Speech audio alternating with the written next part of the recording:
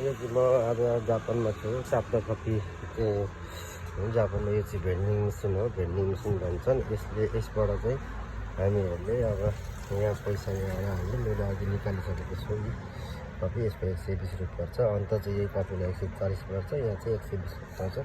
यहाँबाट पैसा हाल्ने। यहाँबाट पैसा हालेपछि यहाँ आफूले मन परेको चाहिँ कुन चिज खाने हो कति पैसाको त्यो पैसा हाल्दा यहाँ थिचेपछि तलबाट झर्छ। मैले पहिल्यै झिक्रिसकेको हुनाले भएन।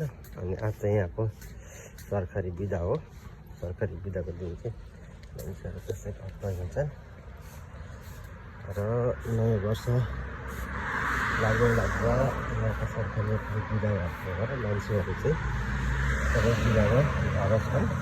नेपालमा जस्तै चाहिँ चहल पहल हुन्छ। यहाँको चहल पहल कम हुन्छ।